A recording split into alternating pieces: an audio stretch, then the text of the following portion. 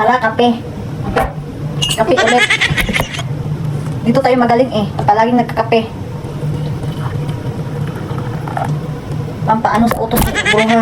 Oh, pag pumunta siya dito tapos makita niya, pag gusto niya mag-utos, pag makita niya, ay, nagkape pala yung katulong ko, wag na lang muna. Ito, yung mga katulong dyan.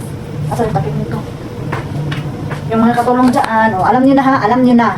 Palagi kayong magkape para pag pumasok yung amo nyo dyan pa lang sa pinto, pag nakita kayong nagkakape, sabihin niya, ay, sorry, nagkape ka pala. O, ganon. O, ano kayo ha, ganon.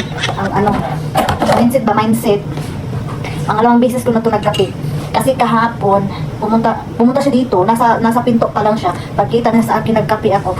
May uutos pala, tapos sabi niya, ay, sorry, nagkape ka pala. O, di ba? Yan, gamit niyo utak niyo. Magkape tayo, so alam niyo, kakainin ko. Binigay niya, ay, nachos. So, ano natin sa cheese?